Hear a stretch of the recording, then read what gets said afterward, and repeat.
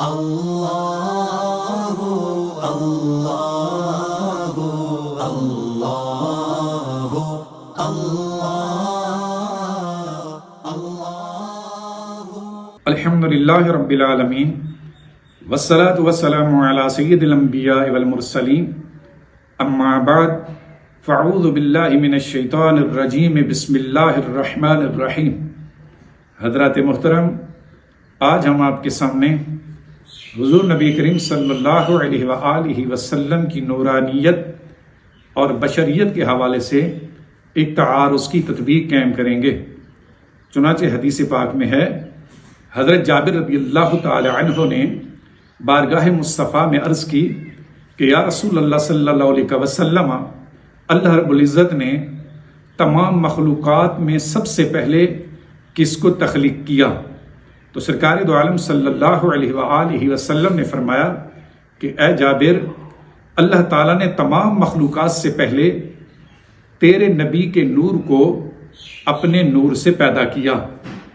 اسی طرح ایک اور حدیث پاک جو حضرت علی المرتضیٰ شیر خدا رضی اللہ تعالی عنہ سے مروی ہے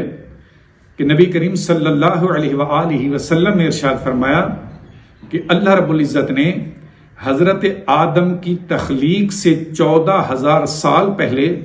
اپنے نبی کے نور کو اپنے نور سے پیدا کیا۔ ان دونوں احادیث مبارکہ سے معلوم ہوا کہ نبی کریم صلی اللہ علیہ وآلہ وسلم آپ نور ہیں اور حضور علیہ السلام کا نور تمام مخلوقات سے پہلے تخلیق ہوا۔ تو ان احادیث سے حضور کی نورانیت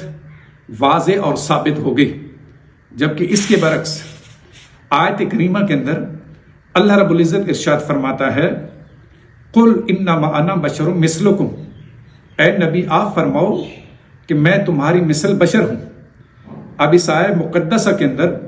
نبی کریم صلی اللہ علیہ وآلہ وسلم نے اپنی بشریت کا اعلان فرمایا۔ احادیث مبارکہ اور آیت کے اندر اس حوالے سے تعارض موجود ہے کہ احادیث میں حضور نے خود کی نورانیت کو بیان کیا اور آیت مبارکہ کے اندر آپ نے خود کو بشر کہا۔ بشریت اور نورانیت کے حوالے سے بظاہر تعارض موجود ہے۔ اب اس تعارض کے درمیان تطبیق اس طرح قائم ہوگی کہ یاد رکھیں کہ نبی کریم صلی اللہ علیہ وآلہ وسلم بشر ہیں۔ حضور صلی اللہ علیہ وآلہ وسلم کی بشریت کا منکر دائرہ اسلام سے خارج ہے،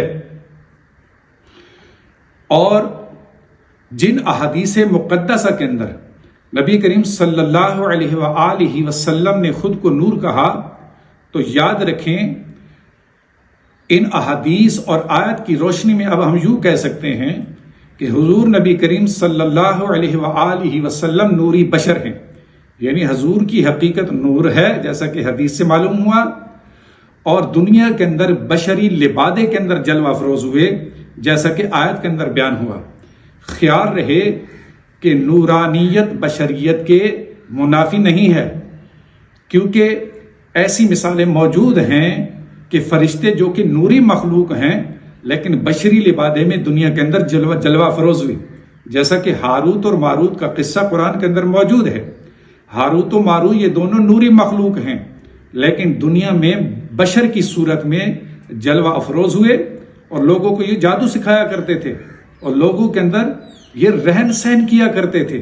ایک نوری مخلوق بشری لبادے کے اندر دنیا میں لوگوں کے ساتھ رہی۔ اسی طرح حضرت جبرائیل علیہ السلام کے حوالے سے ایک مشہور حدیث پاک جو بخاری اور مسلم شریف کے اندر ہے کہ حضرت عمر رضی اللہ تعالیٰ عنہ فرماتے ہیں کہ ایک شخص جس کو ہم نہیں پہلے پہچانتے تھے، کبھی دیکھا نہیں تھا، حضور کی بارگاہ میں حاضر ہوا، اس نے کچھ سوالات کیے اور حضور نے اس کے سوالات کے جوابات دیے، پھر وہ شخص تھوڑی دیر بعد وہاں سے رخصت ہو کر چلا گیا۔ تو نبی کریم صلی اللہ علیہ وسلم نے صحابہ سے استفسار فرمایا کہ تمہیں معلوم ہے کہ یہ شخص کون تھا؟ عرض کی گئی یا رسول اللہ اور اس کا رسول بہتر جانتے ہیں۔ فرمایا کہ اے صحابہ، یہ شخص کوئی اور نہیں بلکہ حضرت جبرائیل علیہ السلام تھے جو تمہیں تمہارے پاس تمہارا دین سکھانے کے لیے آئے تھے۔ اب اس حدیث پاک سے بھی معلوم ہوا کہ ایک نوری مخلوق وہ بشری لبادے میں لوگوں کے سامنے جلوہ فروز ہو سکتی ہے۔ حضرت جبرائیل نوری مخلوق ہیں لیکن انسانی لبادے میں لوگوں کے اندر موجود رہے، تو لہٰذا نورانیت یہ بشریت کے منافی نہیں، چاہے مخلوق نورانی ہو یا بشری ہو، ہر مخلوق کو اللہ ہی نے تخلیق کیا، لہذا فرشتے اگر نوری ہیں تو وہ اللہ کے بندے اور اس کی مخلوق ہیں۔ اسی طرح حضور نبی کریم صلی اللہ علیہ وسلم نوری بشر ہیں تو آپ بھی اللہ کی مخلوق ہیں اور اللہ کے بندے ہیں، تو لہٰذا اگر اس تطبیق کو تسلیم کر لیا جائے تو احادیث اور آیت کے درمیان تعارض بھی ختم ہو جائے گا، اور اس حل کے بعد نورانیت اور بشریت کے حوالے سے اختلاف بھی ختم ہو جائے گا۔